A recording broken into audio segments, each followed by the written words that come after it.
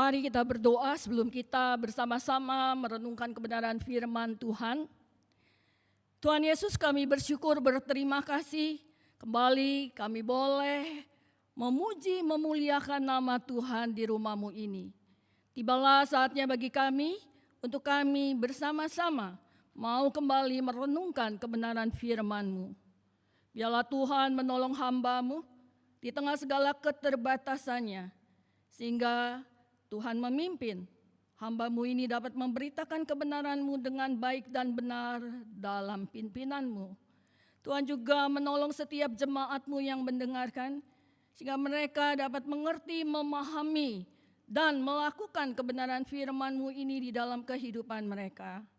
Terima kasih Tuhan, di dalam nama-Mu kami sudah berdoa dan mengucap syukur. Amin. Selamat pagi, selamat hari Minggu Bapak Ibu semua. Kita mau bersama-sama merenungkan kembali satu kebenaran firman Tuhan. Tema kita pagi ini adalah cara yang Yesus perintahkan. Nats diambil dari Yohanes pasalnya yang ke-12, ayatnya yang ke-20 sampai dengan ayat yang ke-6. Mari sebelum kita sama-sama merenungkan kebenaran firman Tuhan ini, kita mau melihat lebih dulu latar belakang dari nats ini.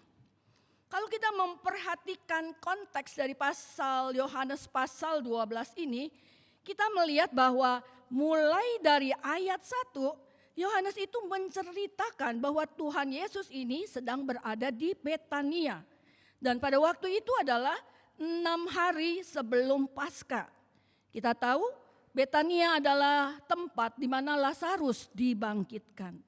Lalu kita juga melihat di dalam pasal 12 dari kitab Yohanes ini, bahwa Yohanes menceritakan penyebaran secara cepat informasi tentang Tuhan Yesus yang telah membangkitkan Lazarus.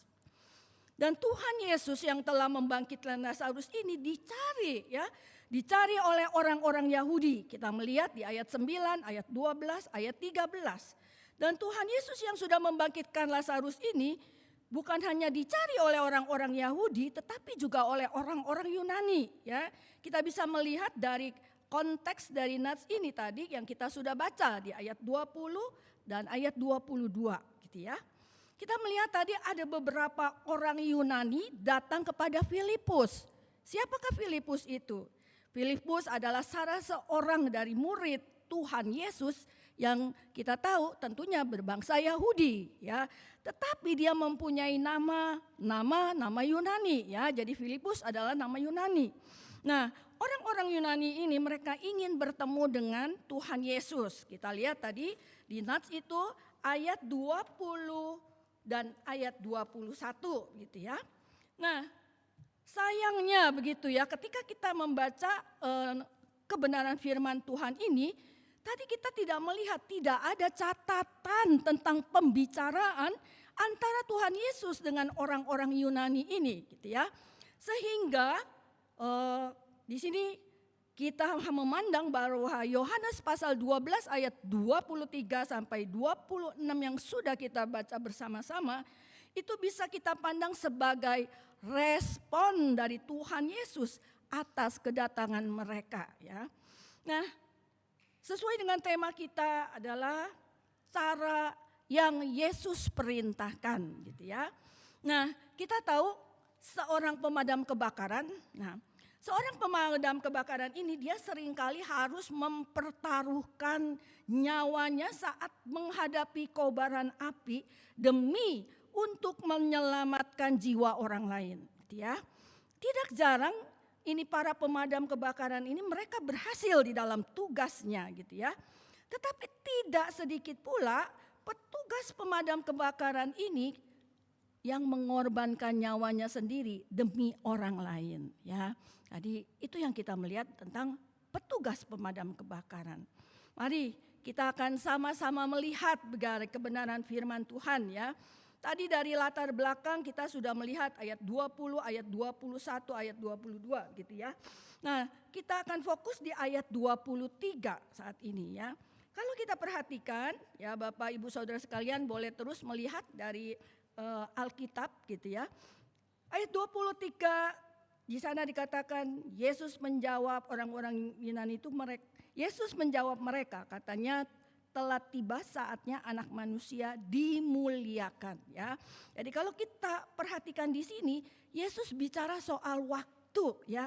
Telah tiba saatnya. Jadi Yesus berbicara di sini tentang waktu dan kemuliaan. Saatnya Anak Manusia dimuliakan. Dan kalau kita perhatikan begitu ya, di dalam konteks ini pada waktu itu adalah hari raya Paskah, ya. Jadi pada hari raya Paskah Yahudi ini banyak orang datang ke Yerusalem. Termasuk orang-orang Yahudi diaspora yang ada di luar negeri. Mereka datang untuk beribadah di Yerusalem gitu ya. Nah, kalau kita melihat di antara mereka yang datang, tadi kita sudah melihat ada beberapa orang-orang Yunani yang mau berjumpa dengan Tuhan Yesus.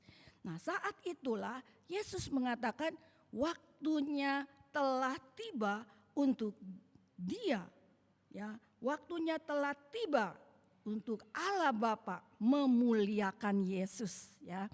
Nah, memuliakan. Nah, jadi kita akan melihat di sini waktu Yesus sudah tiba. Waktu Yesus sudah tiba ini mempunyai pengertian waktu Yesus sudah tiba untuk menjalani jalan salib.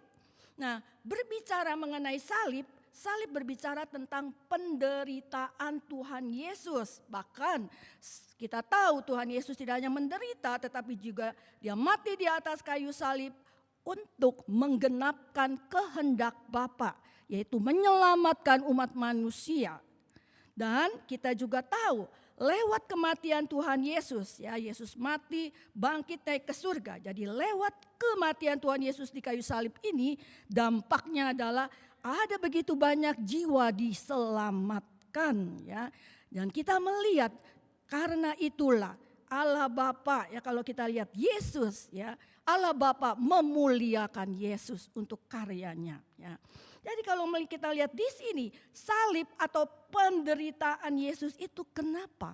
Karena dia ketaatan mau melakukan kehendak Bapa, perintah Bapa. Dan kita melihat bahwa salib adalah jalan menuju kemuliaan, ya. Bisa nggak Yesus menolak jalan salib? Oh, tentu bisa, ya. Dengan mudah Yesus bisa lakukan itu, begitu ya. Tapi kalau itu dilakukan artinya tidak ada kemuliaan baginya, ya. Nah, begitu juga dengan kita sebagai murid Kristus, sebagai pengikut Kristus, ya.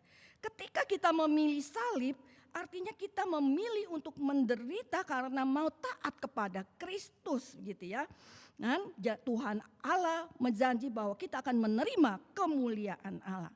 Tetapi kalau kita menolak salib yang harus kita pikul sebagai pengikut Kristus, maka kita kehilangan kemuliaan, gitu ya. Jadi kalau kita lihat di sini merupakan suatu hukum kehidupan yang tidak bisa berubah, bahwa kalau tidak ada salib, tidak ada mahkota. No cross, no crown, gitu ya. Nah, kita mau melihat kehidupan salah seorang tokoh yang bernama Eric Liddell. Mungkin Bapak Ibu Saudara sekalian ada yang pernah mengenal, ya, pernah tahu begitu ya. Pernah tahu siapa Eric Liddell ini, bukan mengenal ya, tapi pernah tahu gitu ya. Nah, Eric Liddell ini adalah anggota tim Olimpiade Inggris untuk pertandingan Olimpiade Paris tahun 1924.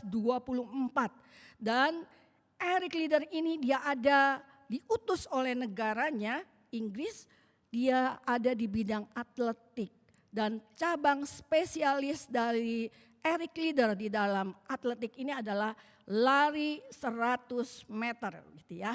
Nah, menarik, kenapa di arena Olimpiade Paris ini Eric memutuskan sesuatu yang mengejutkan. Kenapa?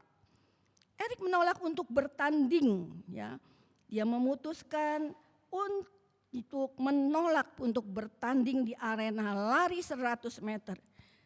Kenapa? Karena pertandingan itu diadakan hari Minggu, ya.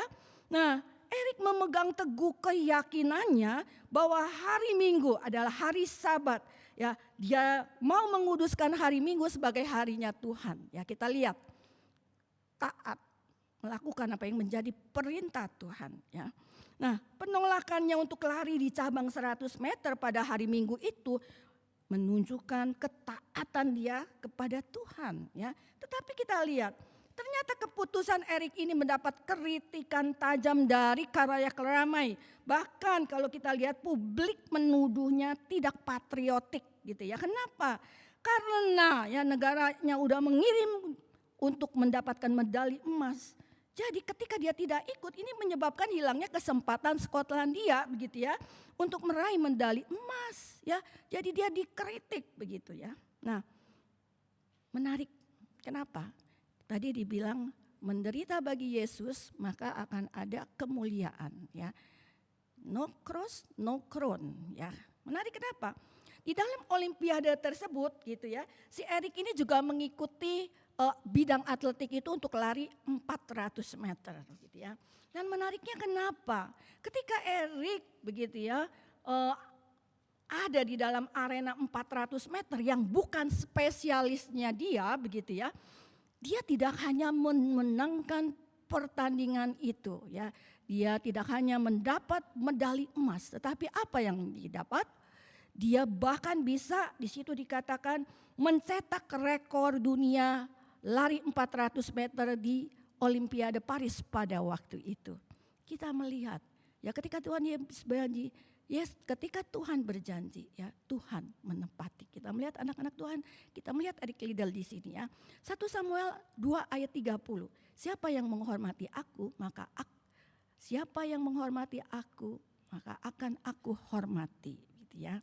Nah, Bapak Ibu Saudara sekalian, di sini kita berdiam diri sejenak ya. Coba kita mengevaluasi diri, termasuk saya ketika saya menyiapkan akan renungan firman Tuhan pagi ini. Apakah salib kita saat ini? Ya, apa salib kita saat ini? Bapak Ibu Saudara sekalian, salib kita itu berbeda-beda sesuai dengan panggilan kita masing-masing ya. Ada orang yang salibnya adalah tekanan sosial yang menghalang-halangi dia untuk mengikuti Yesus ya. Ada juga salibnya itu merupakan perlakuan diskriminatif. Ada juga perlakuannya salibnya itu adalah aniaya ya. Nah, berbagai macam bentuk salib itu. Jadi, apakah salib Bapak Ibu Saudara sekalian ya? Mari kita merenungkan ini ya. Dan kita diingatkan, salib itu datang dari pihak luar, bukan sebagai akibat perbuatan jahat kita. Ya, itu kita harus ingat. Jadi kejahatan orang lain itu menjadi penderitaan bagi kita di dalam mengikut Tuhan Yesus ya. Tapi bukan berarti kita ini harus menolak salib. Kenapa? Karena di sini kalau kita melihat Allah menghendaki kita itu memikul salib justru agar orang-orang jahat itu tunduk di bawah salib Kristus dan mendapatkan keselamatan darinya ya. Jadi mari intinya ketika kita di dalam salib ini kita taat kepada perintah Tuhan ya. Seperti Erik Liddell tadi salah satu contohnya. Nah, jadi kita taat salibnya bukan karena perbuatan dosa ya. Jadi salibnya bukan karena dosa yang kita perbuat gitu ya intinya. Jadi mari ya lewat renungan ini jadikanlah salib kita sebagai bukti dari kasih Kristus kepada orang yang menyalibkan kita. Pikul salib kita dengan segenap hati sambil terus senantiasa kita mengingat bahwa di ujung kehidupan itu ada mahkota kebenaran yang menanti ya. Kita diingatkan no cross, no crown ya. Itu yang kita bisa melihat di ayat 23. Lalu kita melihat di ayat 24 ya. Saya memberi nextnya, mati satu biji menghasilkan banyak buah. Ya Bapak Ibu Saudara sekalian, kita tahu kalau sebuah biji benih itu tidak akan berguna kalau dia disimpan aja ya. Nah, saat biji benih itu ditanam, maka biji benih itu bertumbuh dan dia menghasilkan buah ya. Jadi kita lihat jika benih ini mati ya, maka si benih ini mencapai tujuannya, memenuhi tujuannya untuk apa? Berbuah. Jadi ditanam dan mati ya. Itu adalah supaya cara benih dapat memberi kehidupan ya. Nah, kita perhatikan di ayat 24. Di sana dikatakan, aku berkata kepadamu, sesungguhnya jikalau biji gandum tidak jatuh ke dalam tanah dan mati, ia tetap satu biji saja. Tetapi jika ia mati, ia akan menghasilkan banyak buah. Sebenarnya ayat ini menunjuk kepada Kristus, ya. Kristus di sini Yesus menggunakan ilustrasi biji gandum untuk menjelaskan tentang penderitaan dan kematiannya. Dan dia menjelaskan bahwa kalau sebutir gandum itu tidak ditanam ke dalam tanah dan mati, dia akan tetap sebutir gandum. Tetapi kalau butir gandum itu mati, ditanam, maka dia akan menghasilkan banyak gandum. Jadi di sini kita lihat Yesus mengumpamakan kematiannya dengan kematian satu biji gandum itu supaya menghasilkan banyak kehidupan bagi orang banyak, ya, memenangkan, menyelamatkan banyak orang di dalam keselamatan, ya. Jadi kita lihat. Dan sekali lagi di sini kita lihat Yesus memberi kemenangan dan kehidupan bagi umat manusia. Nah, dan di dalam kematiannya kita lihat kebangkitan dan kenaikannya ke surga. Allah memuliakan dia, ya. Nah, Bapak Ibu Saudara sekalian, tadi kita melihat bahwa ini sebenarnya menunjuk kepada Kristus, begitu ya. Tetapi kalau kita nanti melihat di ayat 25, di ayat 26 begitu. Nah, ternyata ya ayat ini itu bisa menunjuk juga kepada setiap kita pengikut Kristus, ya, karena mati di sini. Jikalau biji gandum tidak jatuh ke dalam tanah dan mati di sini itu menggambarkan ketika kita sebagai pengikut Kristus, murid-murid Kristus itu matinya terhadap diri dan terhadap keinginan hidup kita yang berdosa. Ketika kita mematikan, ya, ketika kita matikan segala keinginan kita yang berdosa, maka kita dapat berbuah, ya, menjadi berkat bagi banyak orang, ya.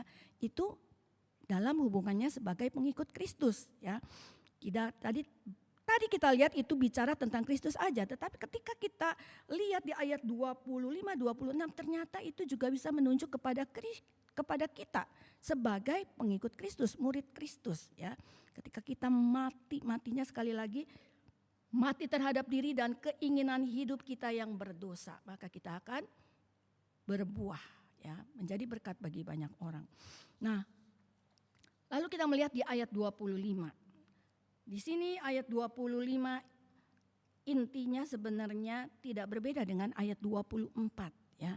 Kalau kita mau tahu itu artinya menyangkal diri, ya. Menyangkal diri, berbicara kepada menyangkal diri, ya. Nah, tapi di sini di ayat 25 lebih jelas lagi. Di sini dikatakan Yesus berbicara tentang mencintai nyawa, menyangkut kehidupan.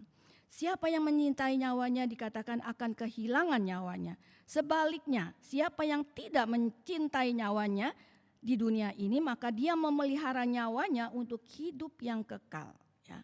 Nah, makna pengertian mencintai nyawa di sini itu harus dalam pengertian mengasihi sesama dan mengasihi Tuhan, ya. Jadi kalau seseorang dia mencintai nyawanya sampai dia tidak taat kepada Allah, itu artinya Allah tidak berkenan kepadanya, ya. Dan kita udah tahu tadi lihat bagaimana Yesus memberikan teladannya, menyerahkan nyawanya.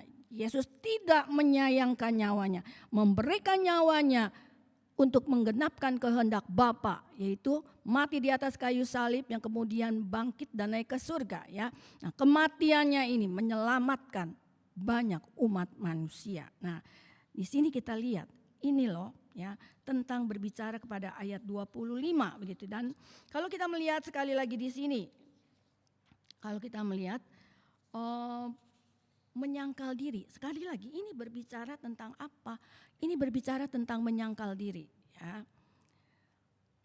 Menyangkal diri berarti tidak mengakui hak atas diri sendiri. Artinya siapa yang berhak atas diri kita, ya? Dialah Tuhan, ya, yang seharusnya membuat segala keputusan di dalam berbagai aspek kehidupan kita, ya. Jadi itu berarti kita tidak berhak memutuskan apapun yang akan kita lakukan atau kemanapun kita pergi, ya. Mungkin kita akan berkomentar radikal sekali begitu, ya. Tetapi memang itulah arti hakiki daripada penyangkalan diri, ya. Jadi kita lihat di sini menyangkal diri menunjukkan panggilan untuk mengarahkan hidup dari diri kita kepada Allah. Jadi fokusnya bukan lagi egosentris, tetapi fokus dalam kehidupan kita adalah Kristus, begitu, ya. Nah, kita melihat di sini yang kalau kita melihat yang penting di sini adalah kehendak Bapa, ya. Bahkan jikalau kita harus mati sekalipun, sebagaimana digambarkan bagaimana perjalanan Kristus memikul salib ke Golgota, ya. Itu adalah syarat yang harus ditempuh karena tujuan akhirnya adalah mengikuti Yesus dan masuk di dalam hubungan pribadi dengan Dia secara utuh, ya. Mungkin kalau kita melihat dalam menyangkal diri tadi, ya, kita mau melihat satu aplikasinya. Bapak Ibu Saudara sekalian mungkin pernah tahu tentang kisah di balik lagu Mengikut Yesus Keputusanku, ya. I have decided to follow Jesus. Ada yang menarik di dalam apa yang menjadi sejarah daripada lagu ini. Kenapa? Kita tahu bahwa sekitar tahun 1800-an itu misionaris dari Inggris banyak memberitakan Injil di India. Tepatnya di daerah bagian timur negara India, yaitu yang bernama Assam, ya. Nah, Assam ini di daerah India itu bukan tempat yang mudah bagi Injil untuk diterima. Kenapa? Penduduk di tempat ini terdiri dari beberapa suku yang masih primitif, ya, masih memiliki kebiasaan kanibal, ya. Kanibalisme artinya masih memakan sesama, gitu, ya. Tetapi yang juga menjadi tantangan ketika para misionaris ini memberitakan akan Injil di daerah tersebut adalah mereka tidak suka dengan kehadiran orang-orang asing ini, gitu, ya. Nah, orang-orang Assam ini khususnya kaum laki-lakinya memiliki tradisi yang mengerikan, ya. Saya melihat ini dari satu artikel, ya. Jadi status sosial mereka dilihat berdasarkan koleksi kepala manusia yang mereka pajang di rumah mereka. Jadi kalau makin banyak kepala yang mereka pajang itu artinya mereka dipandang cakap dan mampu melindungi keluarga dan semakin dihormati di kalangan suku mereka. Nah, karena itu suku ini dikatakan suku pemburu kepala, ya. Nah, hal yang menarik dari penginjilan misionaris Inggris itu satu keluarga dimenangkan, ya. Nah, keluarga ini terdiri dari suami, istri dan 2 orang anak, gitu, ya. Nah, keluarga ini merupakan keluarga yang pertama. Mereka mengatakan dari hasil penginjilan misionaris itu mereka menerima Yesus sebagai Tuhan dan Juru Selamat dalam hidupnya. Nah, ternyata kehidupan keluarga pertama ini sangat-sangat berdampak, gitu, ya. Sebagai pengikut Kristus mereka menjalankan sebagai anak Tuhan yang baik. Sehingga keluarga-keluarga lain yang di sekitar mereka itu juga menjadi percaya kepada Yesus Kristus, gitu, ya. Nah, ketika kabar ini didengar oleh kepala suku, maka kepala sukunya marah. Lalu dia memerintahkan itu keluarga pertama itu untuk dia panggil, lalu diadilin di tengah-tengah kumpulan masyarakat. Masyarakat semua diundang di satu lapangan, lalu keluarga itu diadili. Nah, di sini dicatat bahwa kepala keluarga itu bernama Nokseng dari suku Garo, ya. Nah, ini keluarga diadili dan kepala suku ini dia mengangkat tombaknya sambil mengancam supaya Nokseng dan keluarganya meninggalkan imannya. Tetapi kita melihat di sini Nokseng ini bukannya mau menyangkal imannya, tetapi malah si Nokseng ini menyebutkan kalimat dari lagu yang dikarangnya, ya. Kalimat dari lagu yang diciptakan dia ketika dia pertama kali mengenal Yesus, ya. Dia mengatakan, I have decided to follow Jesus, no turning back, ya. Tidak akan kembali, gitu, ya. Nah, mendengar ini si kepala suku itu menjadi marah, lalu dia memerintahkan anak buahnya untuk menghunus itu tombak kepada kedua anak daripada si Nokseng ini. Dan kedua anak ini tewas. Masalahnya bukan sampai di situ saja.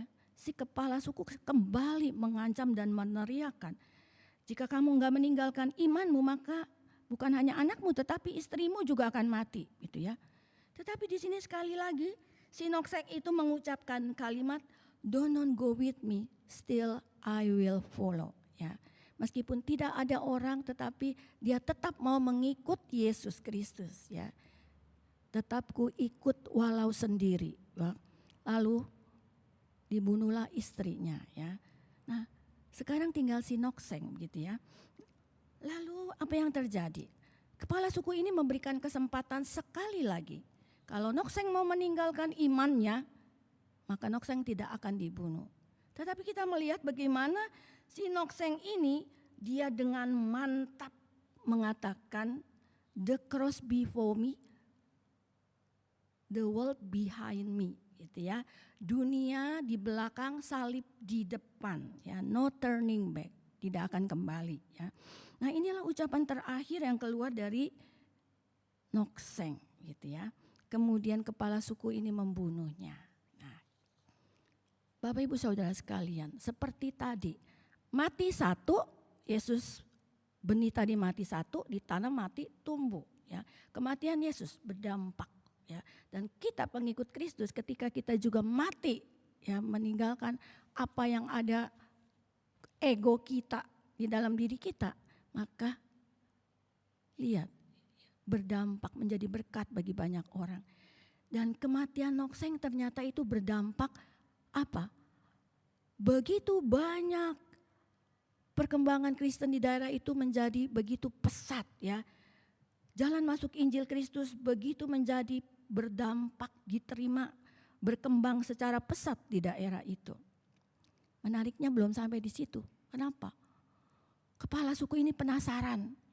Kenapa ada orang yang begitu percaya dengan pribadi yang namanya Yesus Kristus, begitu ya, dia penasaran. Lalu dia membaca Injil, singkat kata. Ketika dia membaca Injil, dia mengalami pertemuan pribadi dengan Kristus, ya. Dan pada akhirnya dia menjadi percaya. Ketika dia menjadi percaya, dia panggil seluruh rakyatnya lagi di aula, dikumpulin lagi. Lalu dia menyatakan diri, menyatakan imannya, percayanya kepada Yesus Kristus di hadapan seluruh rakyatnya. Dan singkat kata, karena dia kepala suku, ini mendorong semua warganya juga menjadi percaya kepada Kristus. Luar biasa. Satu jiwa memenangkan begitu banyak, ya, termasuk kepala suku, termasuk, ya, orang-orang yang dipimpin oleh kepala suku itu. Nah, dampak ini sampai hari ini karena keluarga pertama ini, maka di timur laut India itu menjadi salah satu dari tiga negara bagian India yang mengalami perkembangan Kristen yang begitu pesat sampai hari ini. Dan hampir 90% dari suku Garo adalah orang Kristen. Kita tahu India itu sangat sulit untuk bisa menjadi percaya Kristus. Karena penganut agama India adalah Hindu, ya, bukan mudah. Tetapi kita lihat dari orang yang bernama Nokseng, satu keluarga pertama berdampak luar biasa. Dan Bapak Ibu Saudara sekalian, kata-kata dari Nokseng ini digubah menjadi satu lagu him, ya. Digubah lagu him ini oleh seorang misionaris India yang bernama Sandhu Sundar Singh, ya. Dan lalu lagu ini diaransemen oleh komposer Amerika yang bernama William Reynolds dan dipakai oleh Billy Graham untuk apa? Dinyanyikan dalam KKR yang diadakannya di seluruh dunia. Dan sampai hari ini kita pun sebagai gereja, kumpulan orang-orang percaya, mengenal lagu ini sebagai lagu yang indah. Nah, Bapak Ibu Saudara sekalian, di sini kita melihat, ya, luar biasa. Menyangkal diri, pikul salib, menyangkal diri. Satu benih yang mati menghadap bisa menghidupkan jutaan benih lainnya. Dari sini kita berdiam diri sejenak di hadapan Tuhan, ya. Ketika tadi kita bertanya, apakah salib yang harus kita pikul? Sekarang di dalam poin ini,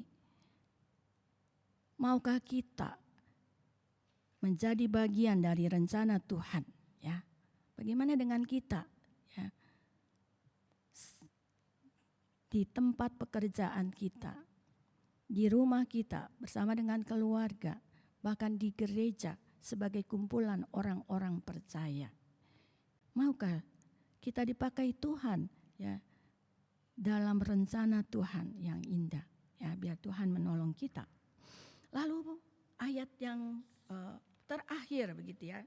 Di ayat yang ke-26 kita melihat di sini. Sebelum kita melihat ayat ini, tadi kita udah lihat ya. Karena Kristus telah menggenapkan kehendak Bapa dengan mengorbankan dirinya sampai mati demi menebus umat pilihannya, maka seharusnya, ya ada kata seharusnya, karena Yesus sudah menyerahkan diri mati di kayu salib, maka seharusnya umat pilihannya itu menggenapkan kehendak Allah dengan mengorbankan dirinya juga bagi kemuliaan Allah. Ya, jadi umat pilihan di sini menunjuk kepada pengikut Kristus, setiap kita, ya, murid-murid Kristus, begitu ya. Nah, sebagai murid Kristus, kita tentunya meneladani teladan Kristus. Apa teladan Kristus? Menggenapi kehendak Bapa, gitu ya.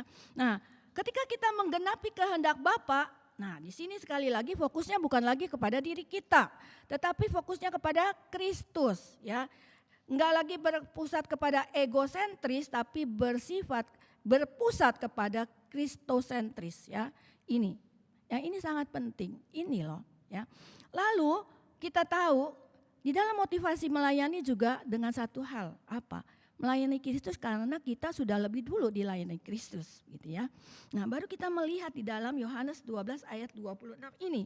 Saya memilih di sini melayani Allah dengan cara Allah, ya.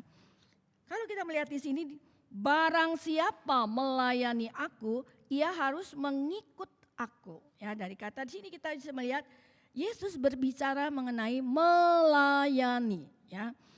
Siapa yang melayani Kristus, dia harus mengikut Kristus. Jadi melayani Yesus itu sama dengan mengikut Yesus. Nah, kalau kita mengikut Yesus, maka artinya kita melayani Yesus. Ketika kita melayani Yesus, kita bukan melayani diri kita sendiri. Ini, ya.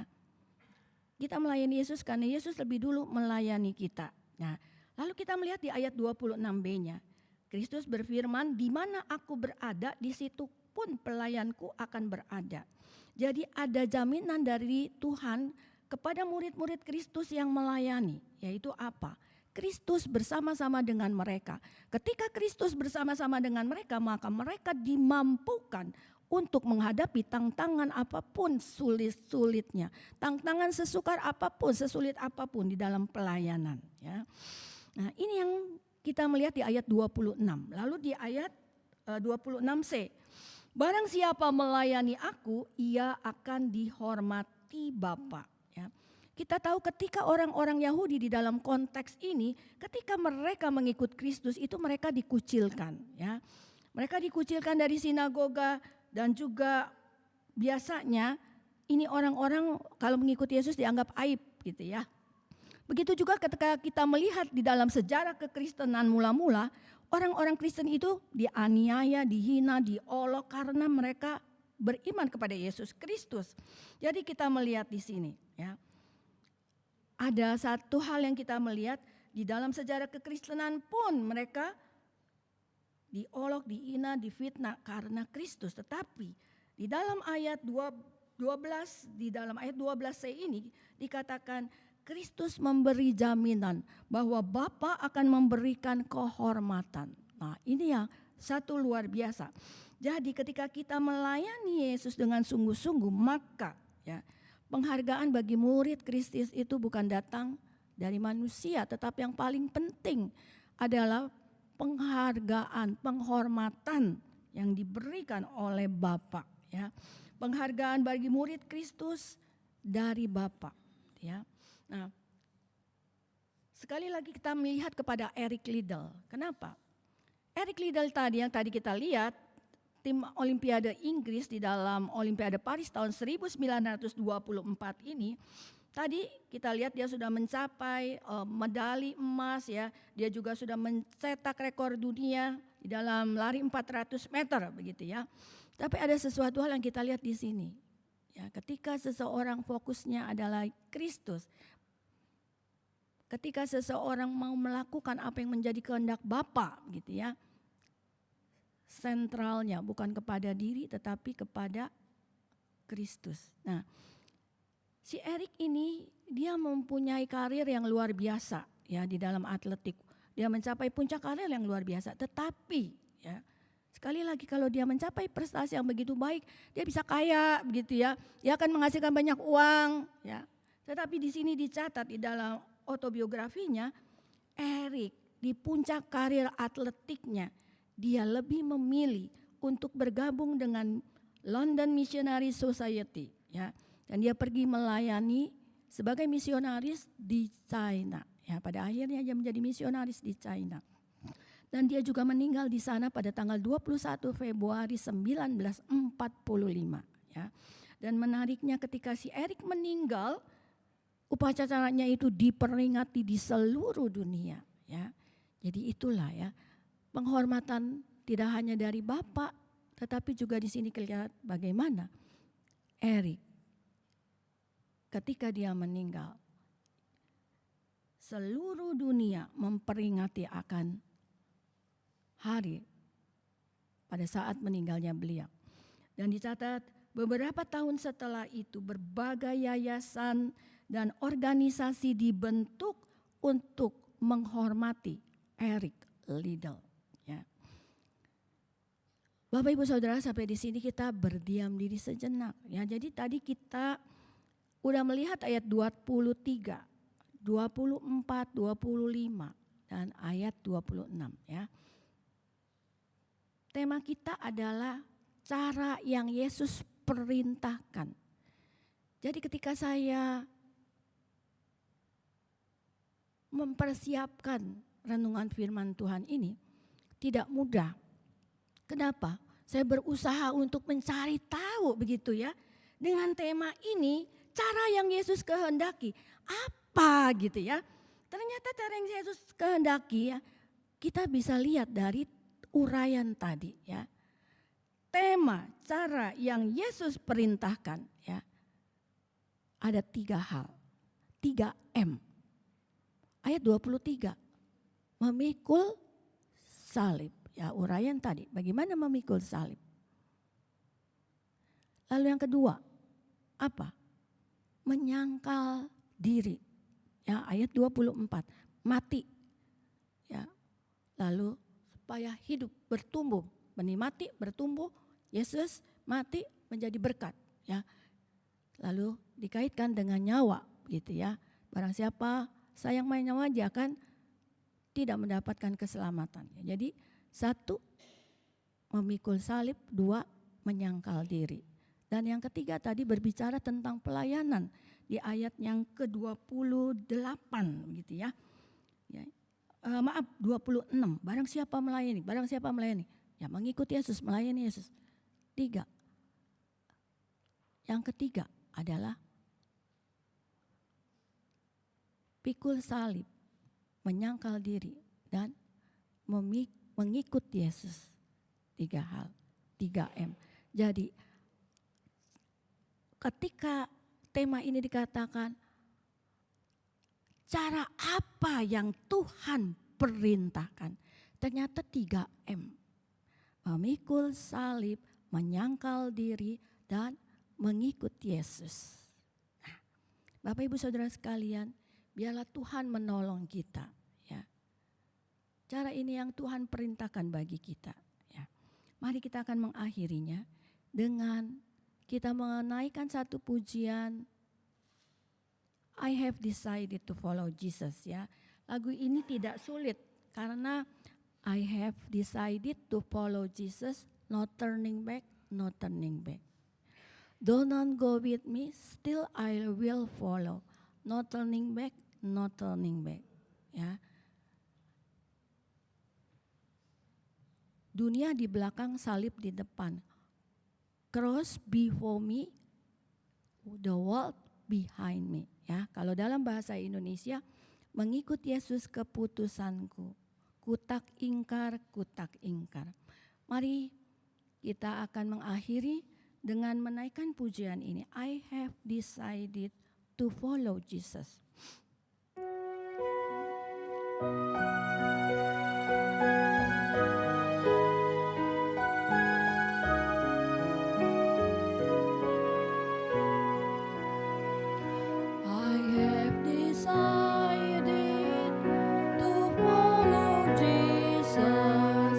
I have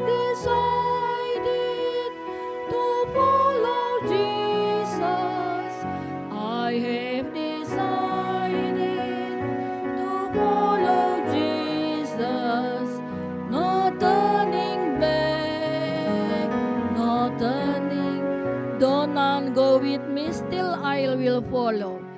Though none go with me, still I will follow. Though none go with me, still I will follow. Though none go with me, still I will follow. No turning back, no the cross before me. The cross before me, the world behind me. The cross before me, the world behind me.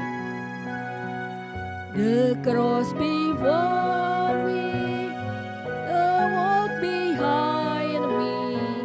No turning back, no turning. Mari ketika menaikkan pujian ini kita mengingat kisah di balik lagu ini dengan apa yang menjadi tema kita, cara yang Yesus perintahkan, memikul salib, menyangkal diri dan mengikut Dia. Mari kita nyanyikan dalam bahasa Indonesia. Saya memutuskan mengikut Yesus. Kuta ingkar, kuta ingkar.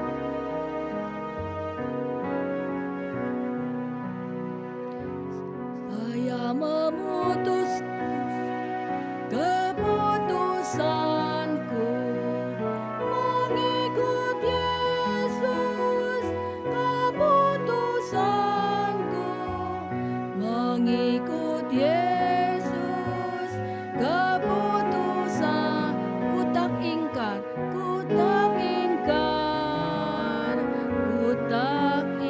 tetap ku ikut walau sendiri.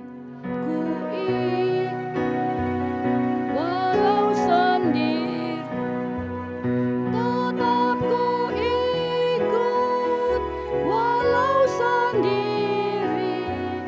Tetap ku ikut walau sendiri. Ku tak ingkar, ku tak ingkar. Salib di muka, dunia di belakang. Salib di muka, dunia di belakang. Salib di muka, dunia di belakang. Salib di muka, dunia di belakang. Ku tak ingkar, ku tak ingkar. Mari kita berdoa. Tuhan Yesus, terima kasih lewat renungan pagi ini boleh mengingatkan kami Tuhan. Bagaimana sebagai anak-anak-Mu kami boleh berkenan di hadapan-Mu Tuhan.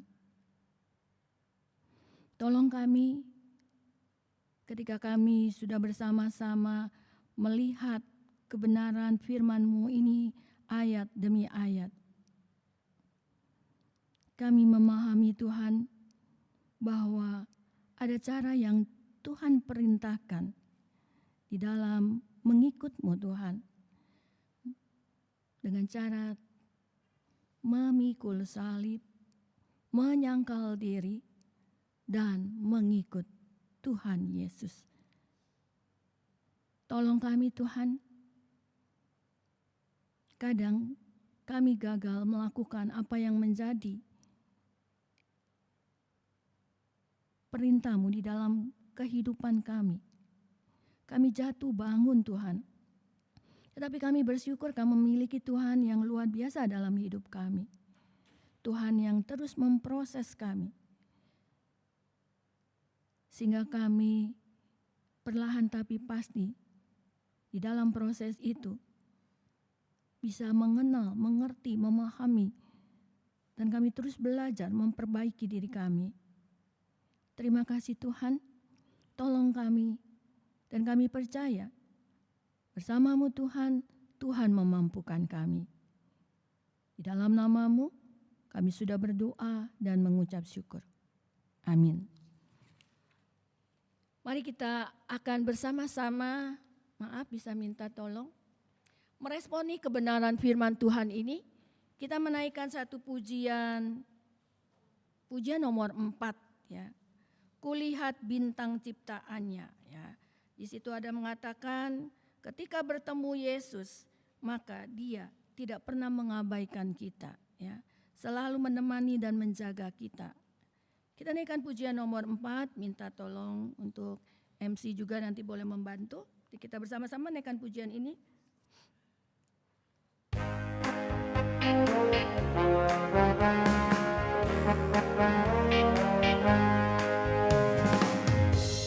Lihat bintang ciptaannya, akan kita nyanyikan bersama-sama. Walau Dia mengatur, ya silakan berdiri.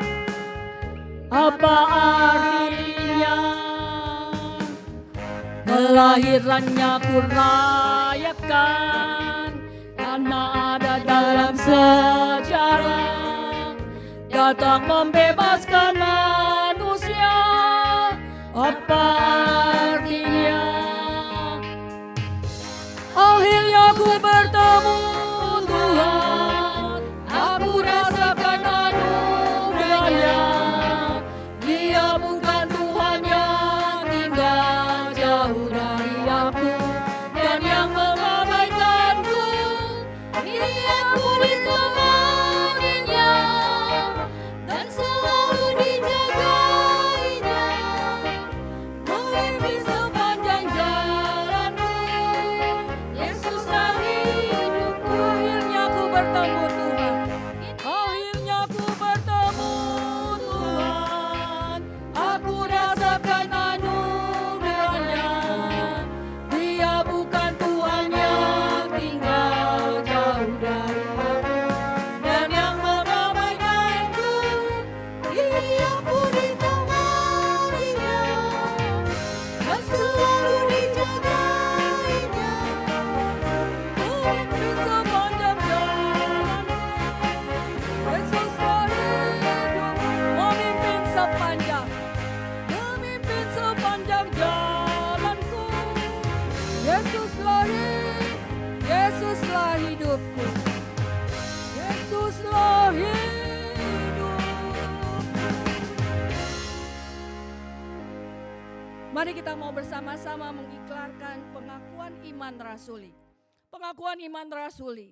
Aku percaya kepada Allah Bapa yang Maha Kuasa, Khalik langit dan bumi, dan kepada Yesus Kristus anaknya yang tunggal Tuhan kita, yang dikandung dari Roh Kudus, lahir dari anak darah Maria, yang menderita sengsara di bawah pemerintahan Pontius Pilatus, disalibkan, mati dan dikuburkan, turun ke dalam kerajaan maut, pada hari yang ketiga bangkit pula dari antara orang mati, naik ke surga, duduk di sebelah kanan Allah Bapa yang Maha Kuasa, dan dari sana Dia akan datang untuk menghakimi orang yang hidup dan yang mati. Aku percaya pada Roh Kudus, gereja yang kudus dan am, persekutuan orang kudus, pengampunan dosa, kebangkitan tubuh, dan hidup yang kekal. Amin. Mari kita akan masuk di dalam doa kita. Di akhir ibadah ini kembali kami datang di hadapan-Mu Tuhan. Kami mengucap syukur, terima kasih Tuhan sudah memimpin ibadah ini dari awal dan di penghujung akhir ini dengan baik. Terima kasih Tuhan. Saat ini hamba-Mu mau berdoa bagi jemaat-jemaat-Mu di dalam setiap permasalahan mereka.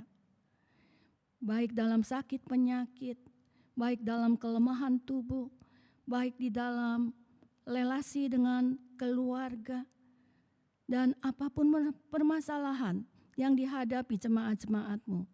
Biarlah Tuhan menolong, Tuhan melihat, dan Tuhan senantiasa menyertai dan memberikan mereka semua Tuhan solusi yang terbaik daripada-Mu Tuhan. Yang sakit Tuhan sembuhkan. Yang berbeban berat Tuhan berikan kelegaan. Dan bagi jemaat-jemaat-Mu Tuhan yang mungkin saat ini mengalami masalah-masalah yang begitu berat dalam kehidupannya, biarlah Tuhan melawat mereka satu persatu. Sehingga di dalam masalah yang ada, mereka boleh mengalami perjumpaan pribadi dengan-Mu. Sehingga lewat masalah yang ada, mereka tidak menjadi lemah iman, tetapi mereka semakin lebih lagi diteguhkan imannya. Terima kasih Tuhan. Hamba-Mu juga berdoa Tuhan bagi jemaat-jemaat-Mu dalam apapun usaha pekerjaan yang mereka kerjakan dan usahakan. Biarlah Tuhan memberkati, sehingga apa yang dikerjakan, yang diusahakan, Tuhan buat menjadi selalu berhasil untuk kemuliaan bagi nama-Mu. Hamba-Mu juga mau berdoa bagi anak-anak jemaat-Mu yang studi, Tuhan berkati studinya. Yang bekerja, Tuhan berkati dalam pekerjaannya. Yang sudah berkeluarga, Tuhan berkati dalam keluarga mereka masing-masing. Dan pada akhirnya Tuhan, kami mau menyerahkan hari lepas hari kehidupan setiap kami termasuk hamba-Mu ke dalam tangan-Mu. Biarlah di dalam nama Tuhan Yesus, Tuhan memimpin, menyertai, memberkati, sehingga hari Minggu yang akan datang, kembali Tuhan persatukan kami di rumah-Mu ini Tuhan, untuk kami boleh kembali beribadah, memuji, memuliakan nama-Mu. Terima kasih Tuhan. Inilah doa-doa kami Tuhan yang kami naikkan hanya di dalam nama Tuhan Yesus. Biarlah Tuhan menyempurnakan doa-doa ini seperti Tuhan sudah mengajar kami doa Bapa kami. Bapa kami yang di surga, dikuduskanlah nama-Mu, datanglah kerajaan-Mu, jadilah kehendak-Mu di bumi seperti di surga. Berikanlah kami pada hari ini makanan kami secukupnya, dan ampunilah kami akan kesalahan kami, seperti kami juga mengampuni orang yang bersalah kepada kami, dan janganlah membawa kami ke dalam pencobaan, tetapi lepaskanlah kami daripada yang jahat. Karena Engkaulah yang punya kerajaan dan kuasa dan kemuliaan sampai selama-lamanya. Doksologi.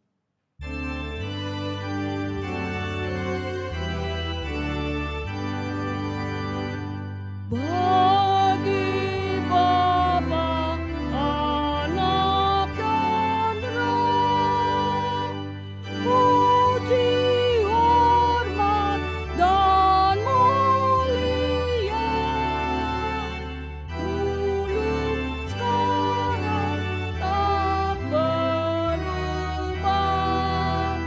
hingga selama-lamanya.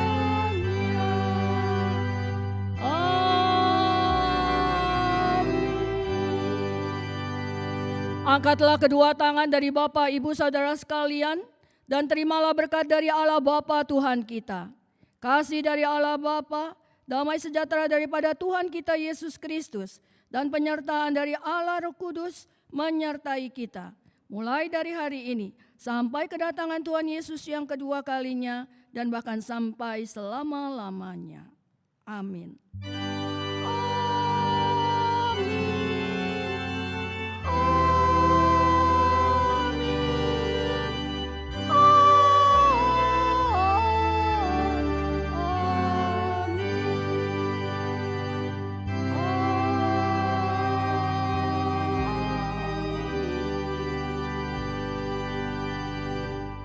Silakan duduk, saat teduh dan berdoa masing-masing. Ibadah Minggu telah selesai. Tuhan Yesus memberkati kita semua.